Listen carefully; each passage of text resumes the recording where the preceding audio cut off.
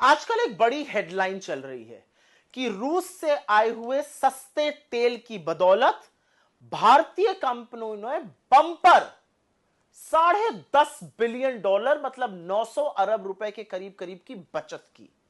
अब सवाल यह है कि इसमें आपको क्या मिला? क्या आपके पेट्रोल और डीजल के दाम कम हुए?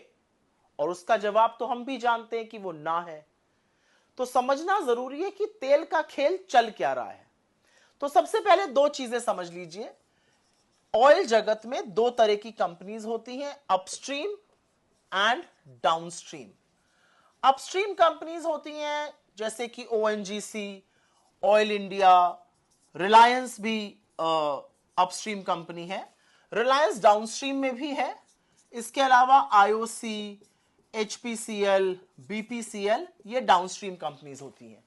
ये जो कंपनीज हैं, अपस्ट्रीम कंपनीज जो हैं, ये तेल खोजती हैं, ये एक्सप्लोरेशन करती हैं, सी में, लैंड में, हिल्स पे ये तेल खोजने का काम करती हैं।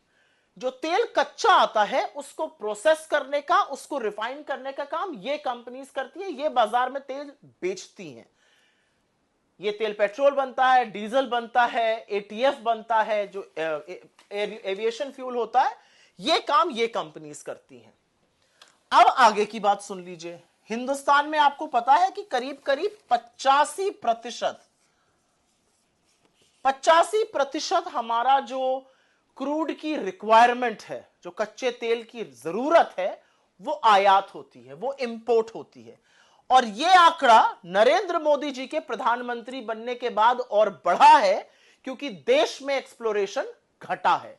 85% कच्चा तेल हमारा बाहर से आता है, खाड़ी के देशों से आता है, इधर उधर से आता है। फिर रशिया और यूक्रेन की वॉर होती है, युद्ध छिड़ा, और युद्ध छिड़ने में पश्चिम के देशों ने रूस का तेल लेने से मना कर दिया। एक बात और भी है कि रूस ने अपने तेल पर भारी डिस्काउंट दिया, तो इंडिया ने रूस से तेल खरीदना शुरू कर दिया। रूस सस्ता तेल इंडिया को बेच रहा था, और इतना तेल आ रहा है रूस से कि रूस जो कभी बड़ा मामूली सा खिलाड़ी होता था, आज मतलब हमारे ट्रेडिंग में, आज हमारे ट्रेडिंग पार्टनर्स की टोली में शामिल हो गया। हमारे और उनके बीच सबसे बड़ी कमोडिटी ऑयल की ट्रेड हो रही है।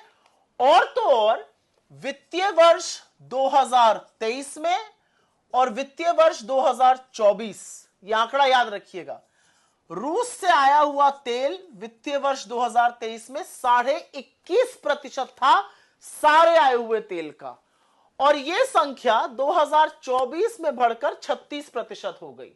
जहां तक मेरी याददाश्त है, मुझे लगता है 223 मिलियन टन तेल हमने आयात किया था वित्तीय वर्ष 2024 में, उसमें से 36% अकेले और अकेले रूस से आया था। एक बात और भी है कि रूस जो है तेल जो हमें दे रहा है, वो बाकी जगहों से आ रहा है, वो 10 से 12% उसका दाम कम है। रूस हमें कम दाम पर तेल बेच रहा है। रूस की देखा देखी और भी देशों ने हमें डिस्काउंट दिया।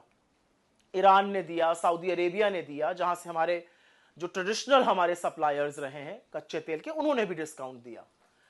अब आप ये सोचेंगे कि 10 से 12% अगर दाम कम आ रहा है तो इसका फायदा किसको पहुंच रहा है? क्योंकि आपको तो नहीं पहुंच रहा है, आप तो अभी भी पेट्रोल और डीजल के वही दाम दे रहे हैं। तो फायदा पहुंच रहा है 5 कंपनियों को, IOC, HPCL, BPCL, Reliance industries और नियारा एनर्जी। इन लोगों को फायदा पहुंच रहा है। इन्होंने रूस के सस्ते तेल से, केवल अभी मैं खाड़ी के देशों के डिस्काउंट वाले तेल की बात नहीं कर रही हूं, सिर्फ रूस के सस्ते तेल से इन 5 कंपनियों ने $10.5 बिलियन,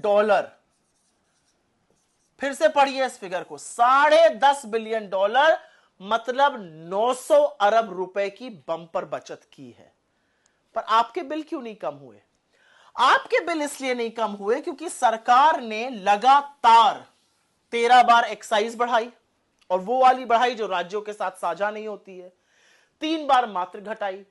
डीरेगुलेशन तो ये कहता है विश्व मार्केट में कच्चा तेल महंगा है तो आप ज्यादा देंगे, सस्ता है तो आप कम देंगे। लेकिन जब सस्ता होता है तो आपको राहत नहीं मिलती है। आपकी जेब पर लगातार डाका क्यों डाला जा रहा है? तेल के नाम पर मुनाफाखोरी कुछ कंपनियों को करने दी जा रही है, लोगों को राहत क्यों नहीं पहुंच रही है? सरकार क्यों मिडिल क्लास को, पेट्रोल डीजल यूज करने वालों को दुधारू गाय समझकर उनका शोषण करती है?